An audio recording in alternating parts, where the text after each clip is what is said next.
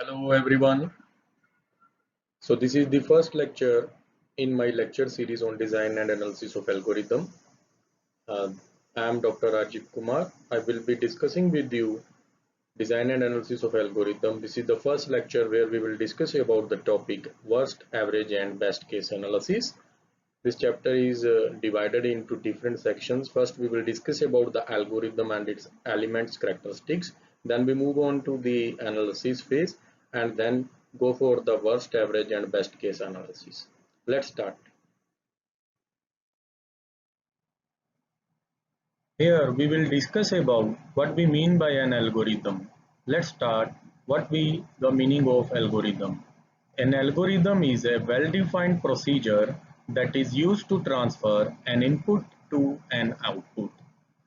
If we talk about our real life, we may be following different steps to achieve an output. But in computer science, if we say what we mean by an algorithm, we can define it as a step-by-step set of instructions to solve a particular problem. So when we are talking about the algorithm should have following components as its elements. First is the input. It must have input specified and it should have a set of statements. Those set of statements may include simple statements, some of the branching or looping or relevant statements. And then it should have a concrete output, that is as per the desired outcome of a problem. Then these properties should be exhibited by each and every algorithm. The properties are unambiguous. An algorithm should be unambiguous. It means it should always produce the same output for the same input provided to it. Second, it should have a fixed set of inputs and a defined output to be achieved. And the algorithm should be finished or terminated within a finite steps and it should produce the result desired in those finite number of steps. And lastly, an algorithm is independent of any programming language. We should be able to convert an algorithm into any of the programming language we desire. Let's discuss this concept with the help of an example. How to write an algorithm if we have to find a problem that finding maximum among given list of positive numbers. So we are given with an input, we are given with an desired output, that is the maximum element, and we have to store it in say max variable. So how we can solve this problem? Let us discuss the approach 1. Here, if we see we are given with a set of numbers, let these are L, and these numbers are given to be like this. This set of L is the input to us, and we are desired to find the maximum value, and it should be stored in the max variable. How to write the algorithm for it? We see that we have to find the maximum element, and if we visually look at the input, we can scan from left to right and find the maximum element. Fine. So same approach we can use in our computer system. So an algorithm has to be written for this problem. We have written this algorithm. It consists of 3 steps where we start with a max as a variable and initialize it with 0. It means 0 is our maximum element. Then we have to search the entire list of elements one by one and comparing each element in the list L with the maximum element. If the list element X is larger than the max, we set the max to that X value and we repeat throughout the all the elements in the list, and at the end the third step will get executed, which will give us the max as the answer. Let us understand it by dry running. Suppose we have initially set our max to 0, and for each element in the list, suppose we start from here and we take x as the first element, which is 5. Then we compare x with max, means 5 with 0. 5 is larger, so our max will become 5. Now we will go to the next number. Now our x will become 6. So compare this x with the max, which was 5 we found in the previous step, and then we find that 6 is larger. Then we set the max to 6. Now we move to the next element in the list L, which is 8. And now we compare this x with the max, which was 6 found in the previous section, and 8 is larger, so we set max is equal to 8. And now we move to the next element in the list L. This is x, and which is 1. Then we compare 1 and 8. 1 is not larger than 8, so we will not set max to 1. It will remain as 8. Okay, so max will remain as 8 at this point. Now we will proceed further, and then we got 10 in the x. Now we compare x and max. X is 10, which is larger than max, which was 8, so we set max to 10. And then we go on and find that now we have exhausted the list. There are no more elements in the list, so we came out, and max, which is 10, that will be the maximum element in our list. Okay, so now if we will consider this particular algorithm, it is fulfilling all the characteristics. It is terminating in a finite number of steps. Second, it is showing correct answer. Third, it is independent of any programming language. Fourth, if we consider, it has a set of inputs and a definite output to be achieved. Now, it should not be unambiguous. So suppose we are providing a different set of elements to it,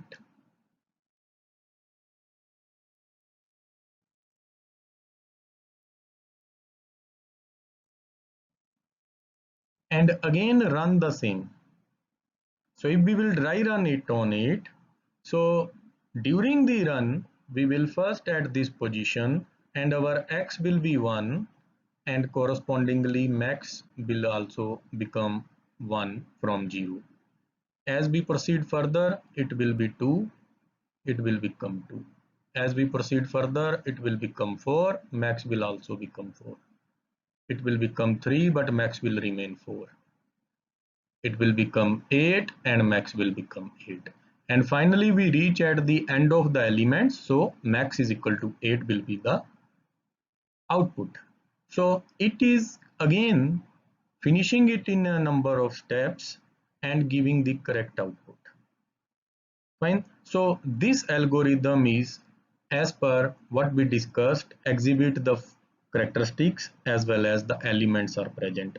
It is having some input, output, and set of instructions or procedure to be followed in steps 1 to 3. Let's move on to the next algorithm, which is again finding maximum among given list of positive numbers, but with some different approach. It may come to our mind that can we solve the same problem with another way? Yes, we can solve it. Here, suppose we are again given with the list of elements,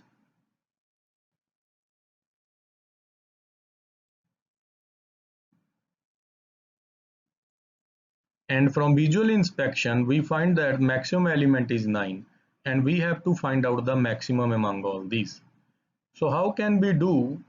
We can start from current index, taking it as maximum, and from that onwards we move to the right side of the all the elements of the list L and find the maximum. So whatever maximum we found, we compare it with the first maximum, that is 2, and return it. Okay, so how the things will go? So we are currently at the 1. So now on the right side we will find all the elements and find the maximum. So we found that 4958 on the right side of the current element 2. So if the size is 1, no. Second, 2 only elements, no. So what we will do, we will find the max on the right side of the current element, that is 2. 4958 will go into this. Now it will become a new L, 4958. Now it is of size 1, no. Second step, 2 elements, no. It has more than that.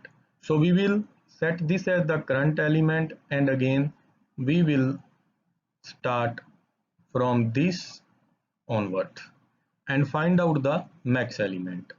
Okay, then we find out that go inside and we set these as the L.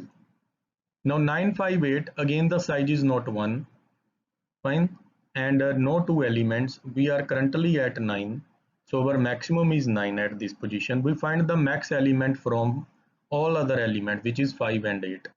So we found that max is equal to 8, and then we compare it with our 9, okay, and find that whichever is maximum, that is 9, so we return the 9 as the maximum. So this way we can also do the same problem, solve the same problem, but in different approach. Okay, again if we will look at this algorithm is having all the elements input, output, set of statements. Secondly, it also exhibit all the characteristics. It is finishing in a definite number of steps. It is giving the correct output, fine, and it is having some definite set of input, and the desired output is there, fine. It is also unambiguous. If we will provide some another set of input like we tested in the previous example, it should also produce the maximum among that list only. So this way we can see an algorithm can be written, fine. So there may be various exercises just to find the sum of n numbers as to write it as an algorithm. Okay, so now let's proceed further to analyze the algorithm. As we had seen, a problem can be solved in different approaches. So which one is best? For that, algorithm analysis has to be used. Let's discuss what is that. Algorithm analysis, it basically deals with comparing the algorithms based on computing resources used. Because when an algorithm is there and it has to be executed, it is assumed that it takes some CPU cycles to execute, and then it also occupies or consumes some of the memory or storage space to store its data structures. Okay, so how can we compare or analyze an algorithm? How to find out the time taken to execute the instructions? For the very obvious solution that came to our mind is that we implement it as a program. As we know, algorithm is independent of any programming language. Algorithm is written in structured English, it defined steps. It can be converted into a program using any programming language, C, C++, Java, whatever is preferred by you, you can use that programming language. And then we execute it on a real computer. Then we put in different input values, increase the size of the input data or decrease the size of the input data, and analyze the program. What time it is taking with this particular value of input. If we increase the number of input size, then what is the effect on the time taken to execute? If we increase the number of input, what is the effect on the space? So we generally consider two things: CPU execution time and storage. But when we implement an algorithm as a program to analyze its resource uses, it is not always found to be perfect one. Moreover, it is difficult to ascertain whether it will be perfect or not. Because when we execute a program on real computer, it depends upon the configuration, it depends upon the number of processes being executed at that time in the computer, and many other environmental factors that may affect the performance of the algorithm. So better way is given to analyze them in the form of asymptotic analysis, which is an approximation technique, and throughout this syllabus we will be following the asymptotic analysis approach to analyze the algorithms.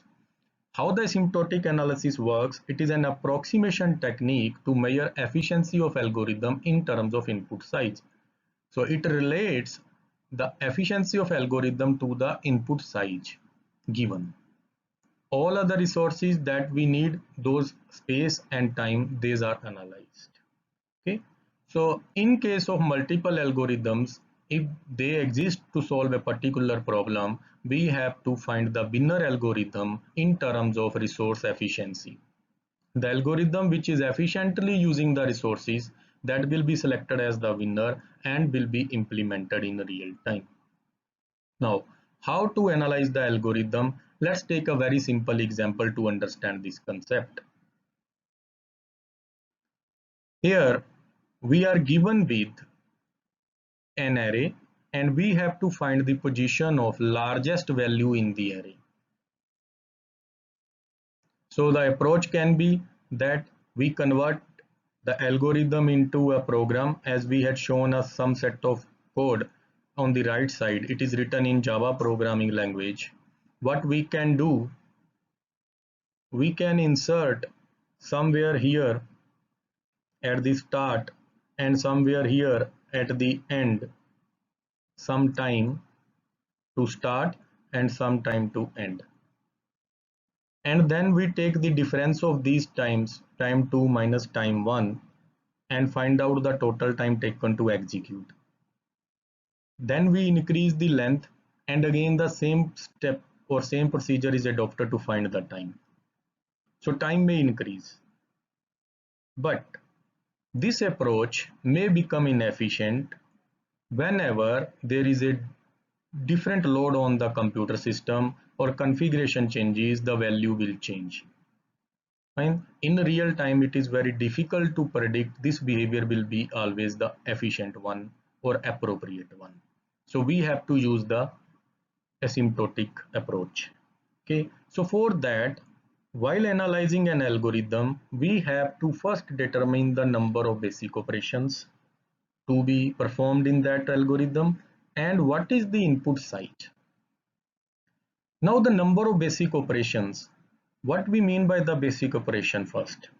The operation whose execution time is independent on the value of the operands. That is called as the basic operation. If we talk about a plus b, if it takes, so assume 1 second, then it will always take 1 second to solve a plus b, whatever is the value of a or b. It is generally assumed in this way.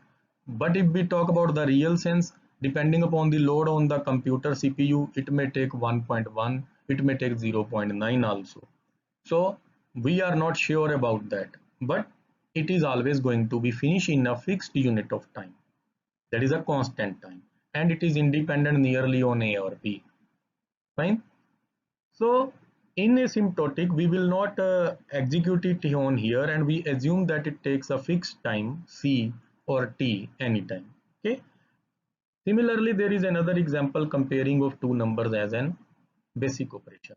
And here in this our algorithm, we will first find the basic operations and the input side. Our basic operation is comparison. In this particular algorithm, we are comparing each element of the array to find the maximum element position, the largest element position in the array. Okay, so we are comparing each element with each other. We are comparing the first index with second, then second with third, then third with fourth, and go on till end and find the index of the largest element in the array. This way we approach. So the highlighted one, which is comparison written in the if, that is the basic operation in this particular. So this is an assignment, it will take fixed value. This is one more assignment, it will take fixed value. And this is the iterative statement which is dependent upon the number of n. Fine. So if we see, it takes t1 or c time for comparison, and these are very small 1 and we can simply ignore these and we only consider the basic operation which is c, and then find the input size.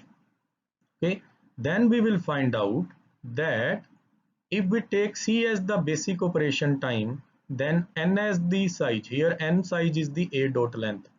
A dot length is the characteristic in Java for array, where a dot length is the array, it defines how many elements are there in the array. So n will become from that, and we are iteratively performing the comparison. So comparison is the basic operation, it is taking c. So c multiple n, we are performing the basic operation n times. N is the size of array here. So we represent it with the help of Tn is equal to Cn, where T is the timing function and it is dependent upon the size of input. Okay. So this way we analyze the time, or we can say, if we talk about this algorithm, we may say 1 plus, if I enter into the loop, I take c plus 1 and this will go n times. Okay, so if we see 1 plus cn plus n, because this is the constant factor, and whenever this is the constant factor, in general we can ignore that constant factor and we convert it into c only. Okay, so and it will become cn. This is again a constant factor, we can ignore it in asymptotic notation and it becomes Cn. Okay, so that's why the Cn comes here. Now let's analyze the same algorithm for space. So if we look at this algorithm, we can find out that there is only one data structure, that is the array.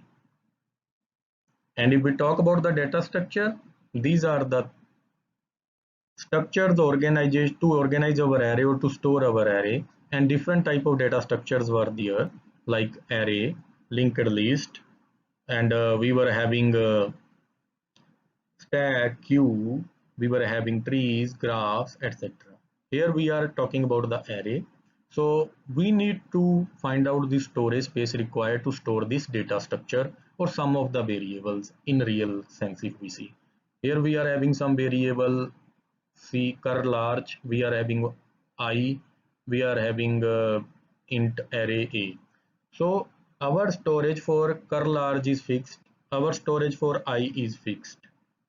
Okay, fixed for cur large, fixed for I, but our storage is not fixed for a because it depends upon the number of inputs of a. So if I talk n into some space, so fix that is always there, so it is always in term of n. So our space, that is also dependent upon the size of array here in this space. So this is known as the linear approach. Okay, let's proceed further.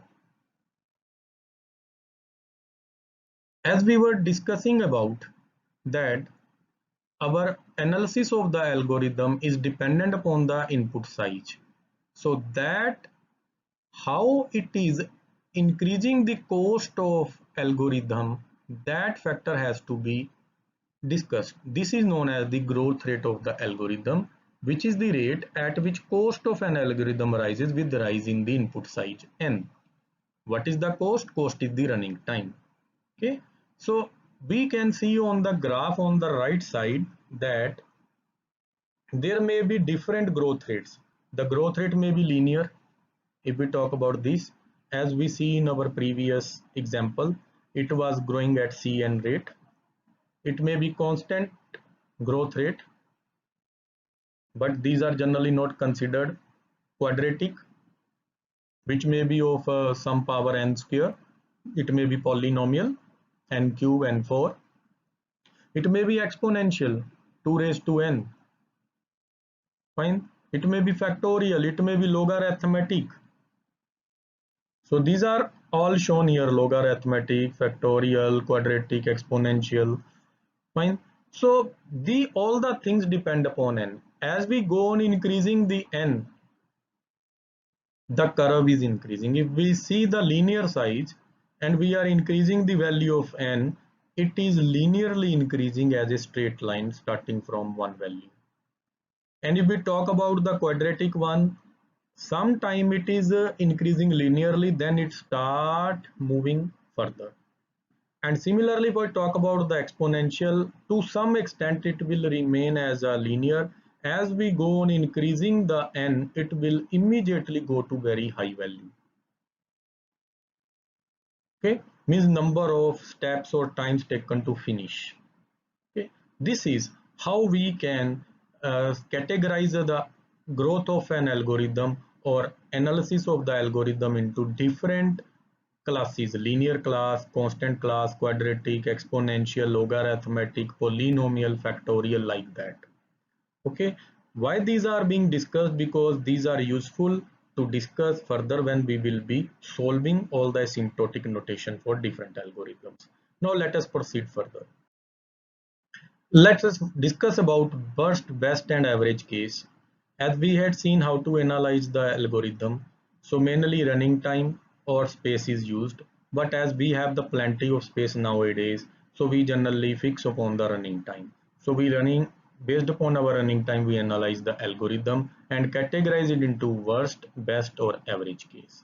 When the running time of an algorithm gives the upper bound, means the maximum possible running time for any input, that is called as the worst case. Best case is that case when the running time gives the lowest possible time to solve a particular problem for any input, that is the best case. And average case, which gives the average number of steps or time taken to finish a particular task for any input size, that is called as the average case. We can take an example of finding the linear search, where we have to find a key item from a given set of values. If the key item is not present in the given set of values, we have to check all the elements till the end, means all the n elements. That will become the worst case, if we say, because that will take maximum number of steps to find whether the key item is present or not. Best case will be in that scenario is if we are searching for a key and it is present as the first element of the list. That is the best case. Within one step, we will be able to find the answer. Fine. So average case is that if it is in between, not as the first, not at the last, or not present, but it is present but somewhere from second onwards to like that. So in that case, we will see the average number of steps will be taken. Okay, so where if we see, normally we talk about the average case analysis and rarely we discuss the best case, because best case is rarely achieved. And as we are discussing about the number of input size, so average case is discussed and the worst case is generally discussed. Okay, worst case is always the maximum that an algorithm can go. So we can discuss all this with the help of an example. Again, the linear search example comes here. Input size is n, value n items are given, key to find out. Step 1, first element as the current, then compare it with the key. If match, go to 5 where its location is returned and exit. If next element current, set its current and then repeat the step 2 and 3 until the key element is found or not found. If key element is not found, we go to step 6. Let us understand it with the help of an example. Here an array is given and we start with the first element and compare it with the key. If match is there, we return its location I. Otherwise we return -1. So best case will be when key is equal to 2, that is the best case. When key is equal to 99, that is the worst case, because it is not present. I have to go for all the values, and if the key is 4, that this will become the best case and it will be found it in one step. It is the worst case and it will take all the n number of elements, and it will take 3 steps, and this is considered to be the average case analysis. So this is the very normal and simple example of understanding worst case, best case, and average case. In the next lecture, we will discuss about the asymptotic notation and relate them with the worst case, best case, average case for further study. So this is what we discussed, and these are the reference readings that you can refer for further study, and the material is taken from this book. You can refer this book as the reference. If you will click on the link, these links will open the direct resource. Now, based upon our today's discussion, there are few exercises for you from slide 4 and 5. Try to develop the algorithm and test all its characteristics. Let's summarize this video lecture. So in this lecture we have discussed about algorithm, its meaning and characteristics, and we have seen how to analyze an algorithm, what are the concepts behind it, and what are the resources to be considered while analyzing an algorithm, and different types, worst case, average case, and best case. We have discussed various related examples to the above topics. In the next lecture we will see about how to analyze using the asymptotic notations. Bye for now. Keep tuned in.